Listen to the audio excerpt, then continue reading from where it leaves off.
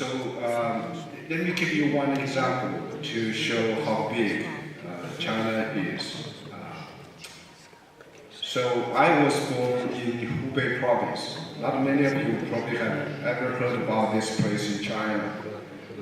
The best known symbol in my province is the Three Gorge Dam. My province is very average in terms of this population size and the economy in China. But we, in Hubei province, we have a little bit more than 60 million people. That's more than the total Italian population. So that just gives you one clue to show you the size of China. And here, of course, we're talking about the divide between, or the difference between northern Italy and southern Italy. So in China, you see huge regional diversity. And we have to, today, of course, with internet, with Facebook, with this modern technology, something happened in China, we can see here. Something happened in Africa, we can see in real time almost everywhere. But back in the old days, so when China was run by an emperor, it took days for a letter sent, say, from South China to Beijing. More than days, I think it's going to take weeks. So it was very hard for anyone sitting in Beijing to run a territory as huge as China. So in China, there is a very old saying that mountain is high and emperor is far away. That means local autonomy has to be recognized. It's a matter of fact. No matter how oppressive, how authoritarian the central government is, local authority is a matter of fact. And indeed, we have to, and this is something we try, a misperception about Chinese history, we try to correct in our book. So this is something that Mao and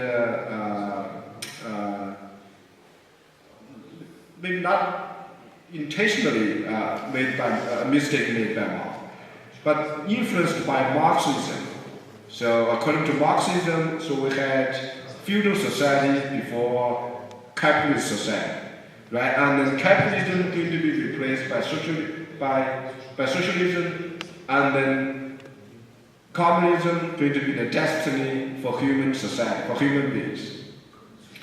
So according to that linear progress of human society, before socialism or before capitalism, our society were feudal.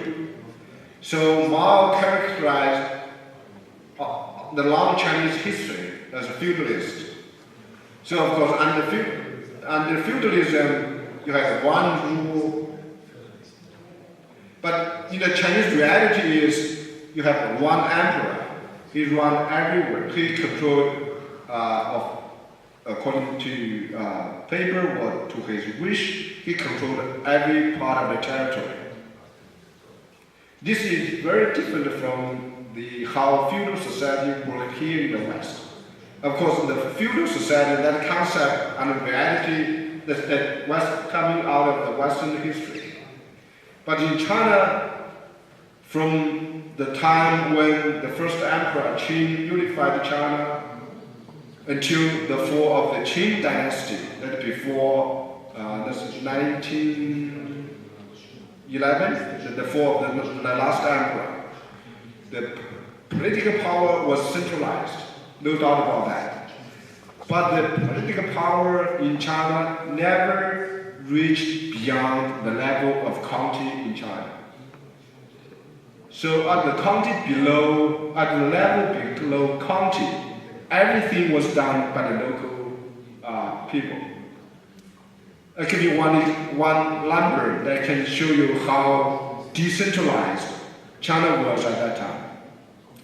So in each county in China was pretty big area.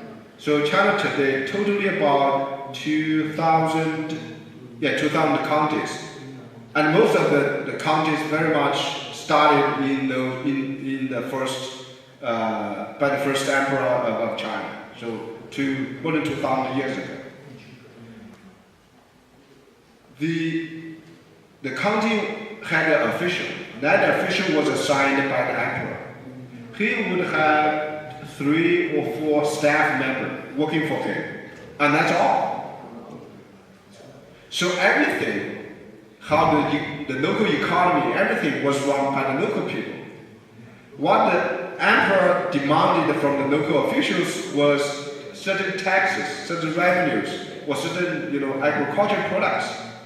But how the local economy was run was not the business of the emperor. Mao was the first Chinese ruler really to control the production at the household level.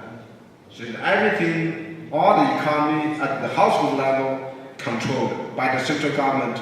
That only happened during Mao's rule. Never happened in China in the past.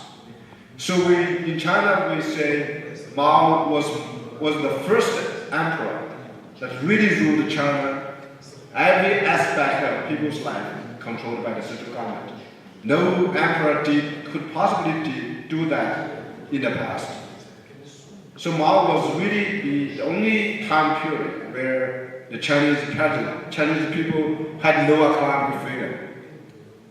So the long history of China was not one really, this what we call authoritarianism was not a good characterization of China's 2,000, 3,000 years of history. During China's long history, the local people determine their local economy, not the emperor up in Beijing or in Xi'an or whatever the capital city happened to be. Io ancora un paio di domande, dopodiché invece ne raccogliamo qualcuna che sicuramente può essere molto più interessante. Parliamo un po' di pregiudizi e stereotipi. Gli italiani, come questa sala dimostra spiegamente, sono noti per essere molto eleganti, per esempio, no? Invece i cinesi si dice che sono dei grandi lavoratori. L'attitudine rispetto all'impresa e al lavoro, l'attitudine vissuta e dispersa nella popolazione, da che cosa è influenzato? Il nostro paese, riguardo a molte tendenze culturali, ci lamentiamo per esempio per il fatto di essere un paese cattolico, ricordiamo che quello abbia avuto un peso molto importante nella determinazione dell'attitudine delle persone verso l'impresa. Quali sono le ragioni per cui i cinesi hanno un certo atteggiamento rispetto al lavoro e all'impresa e quell'atteggiamento rispetto al lavoro?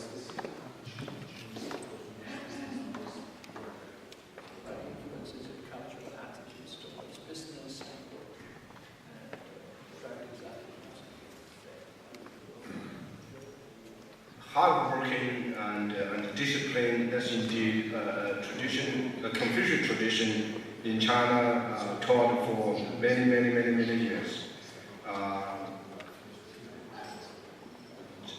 Chinese traditional culture had a very, I would say, quite ambiguous or conflicting attitudes toward wealth and merchants, so on and so forth. So if you go back to read Confucius, you can find sayings that wholeheartedly support commerce, trade, innovation, and wealth. But then, in the same book, Analects of Confucius, you can also find the same saying, well, the pursuit of wealth is not a noble way of life. You should commit yourself to learn instead. But even in the worst, probably during the Ming, in China, let me back up. So during the Song Dynasty, that's the time when China had the most commercialized economy in China's long history. Years in time. What years? The period. 960. That was the Song Dynasty, the most commercialized time in Chinese history.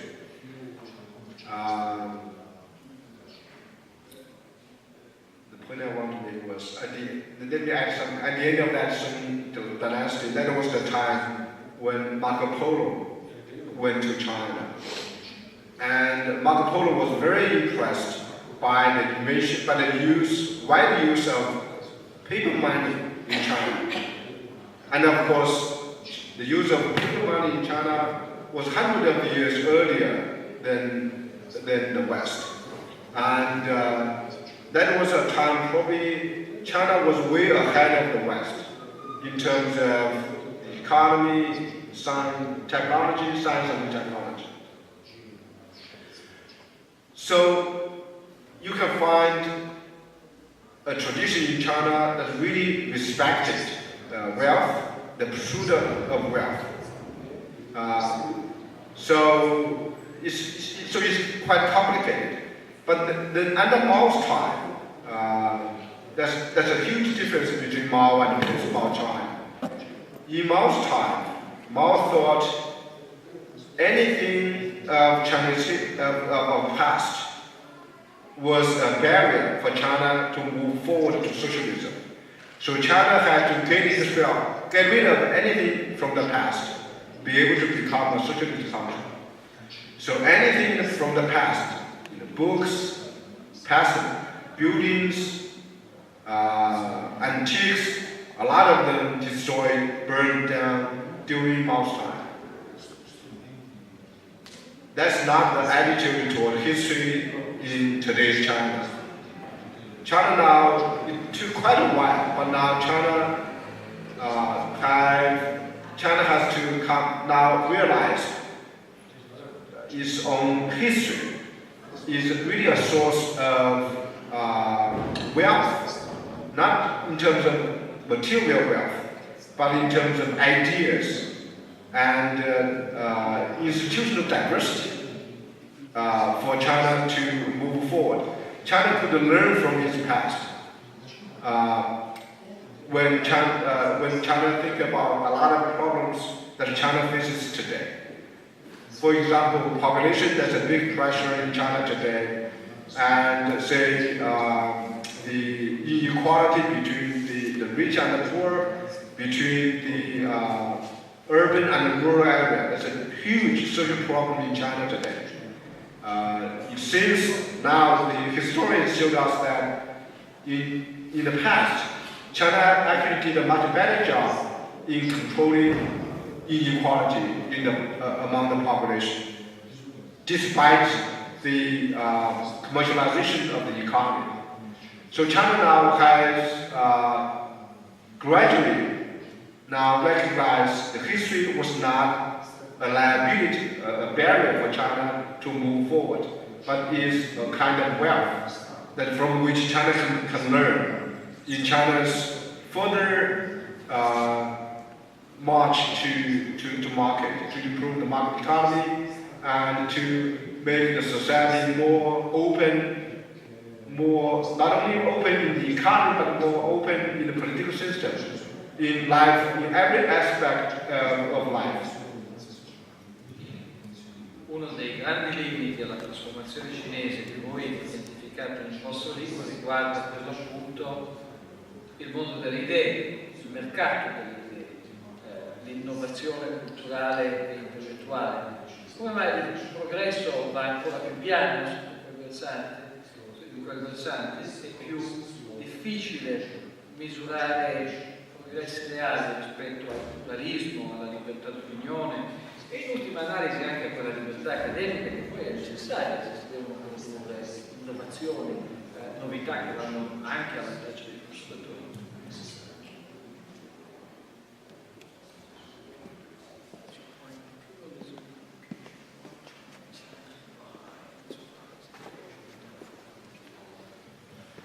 Chinese people had a long tradition of being inventive.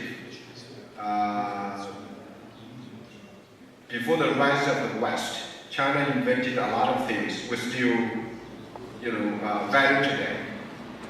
So it's not that Chinese were not inventive, but today, indeed, the lack of innovation is a big problem, is a big defect of Chinese industrial revolution.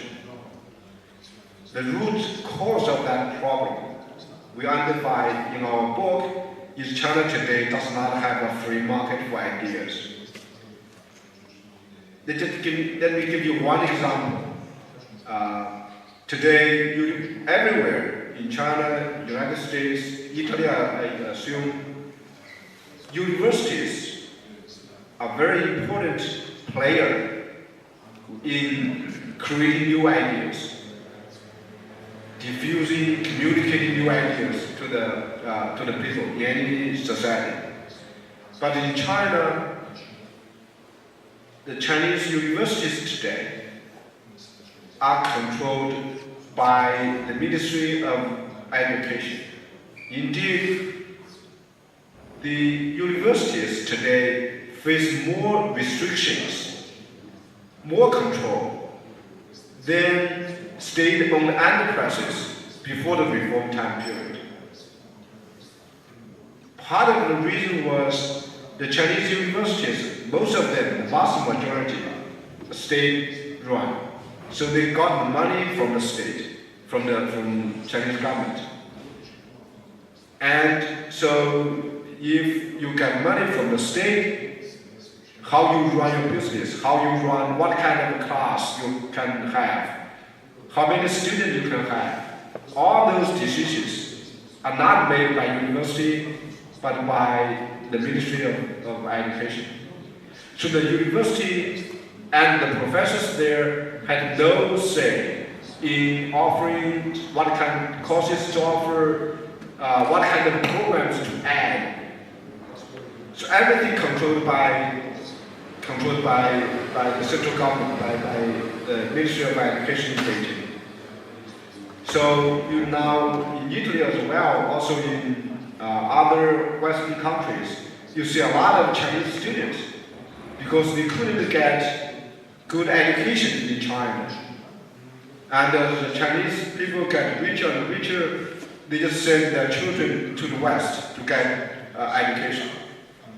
And it's not bad. I mean, I come from, in the past 20 years, I live in America. A lot of American universities, some of them heavily rely upon Chinese students as a source of tuition, as a source of income for them. But it's a big waste for the system. Most Chinese parents still cannot afford to, send their child to the West to have better, good education. And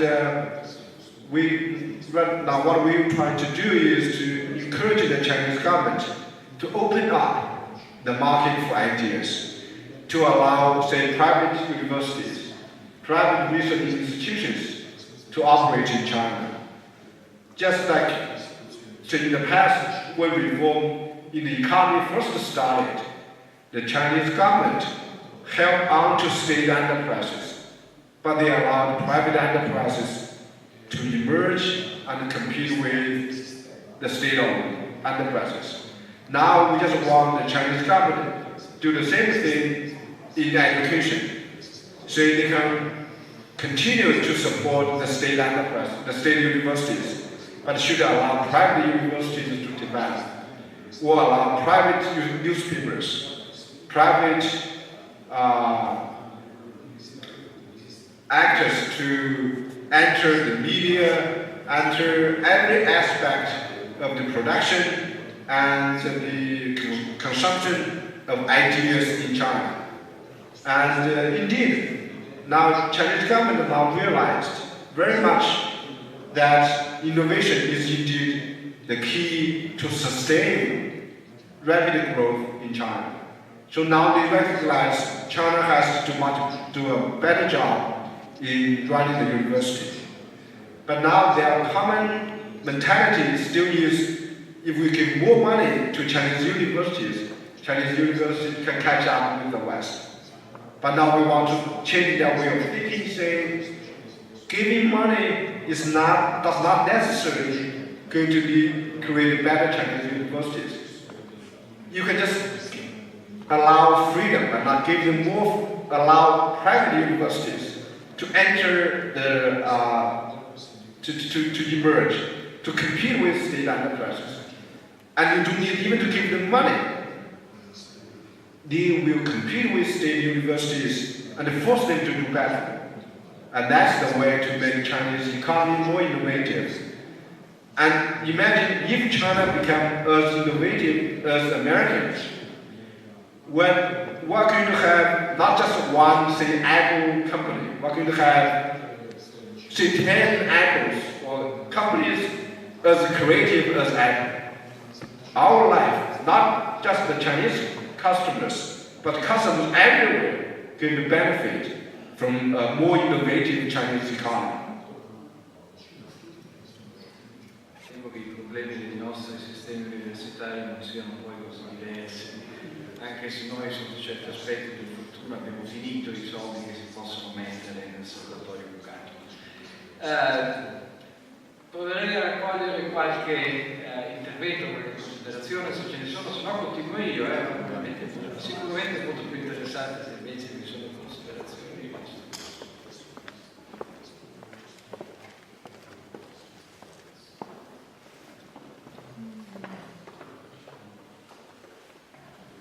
Grazie.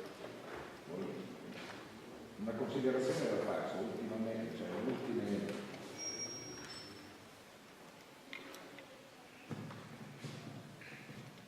Volevo fare i primi complimenti ad Alberto Mingardi, al nostro presidente Ning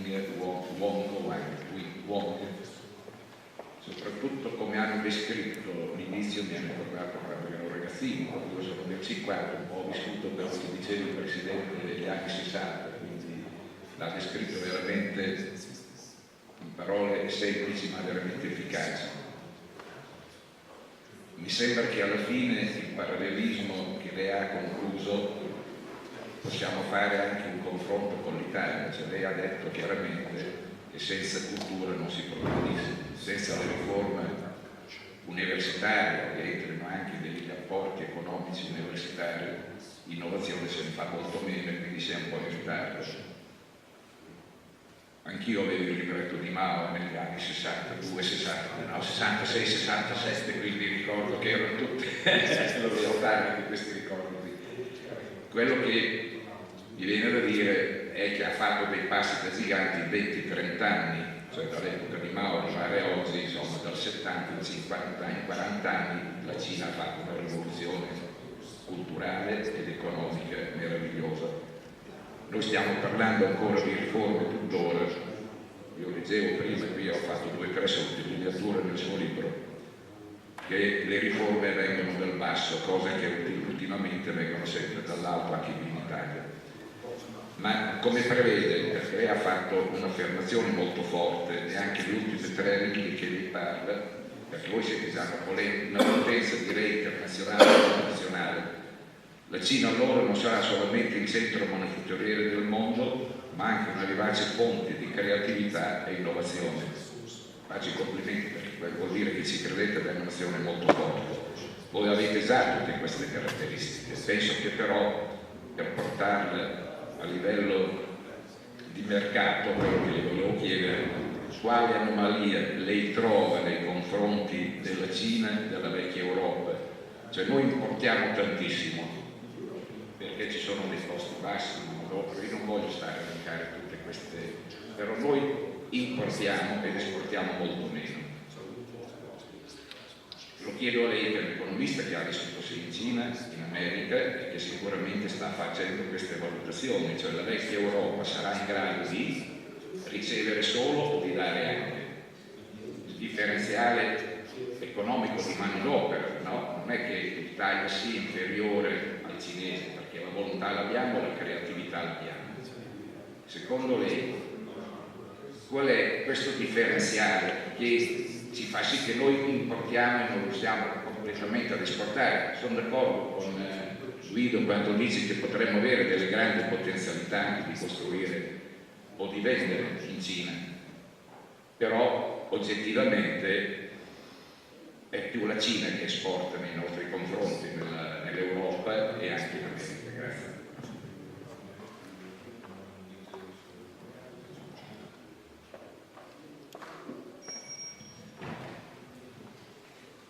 Let me first correct a very common misunderstanding due to miscalculation in our economy. So that's the import-export. You said in your question, for example, that US and Europe buy more from China than they sell to China. I'm not quite sure that's really true. Let me give you an example why I'm skeptical to that statement. So, and this is a question I use frequently in my class in America. So, I don't know about the case in Italy, but it's absolutely true in America. So, that's the question I raise to my students. So, if you go back to your apartment or to your house, you basically see everything made in China. Shoes, clothes, TVs, so on and so forth. Everything you wear, you use, a lot of them made in China. So that only happened after China's market reform. So that has been simply due to the success of Chinese Industrial Revolution. So then my question to the students was, any one of you could tell me a name, a Chinese brand name?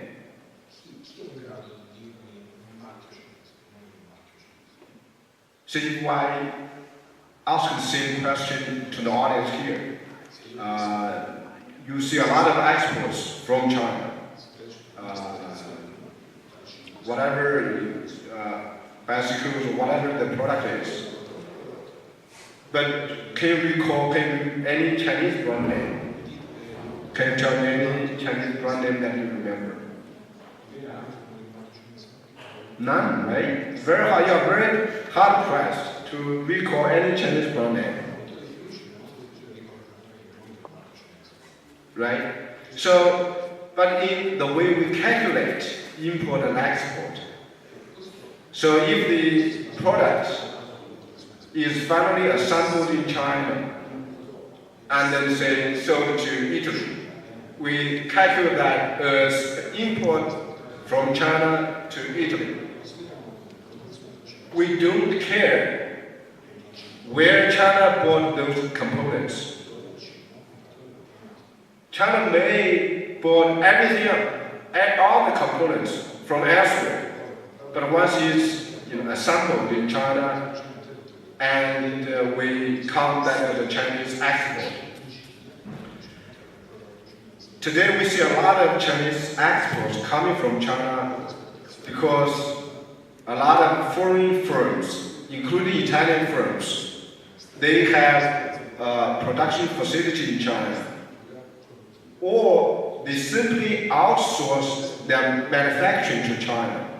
But the design, very much done here in Milan or in New York City.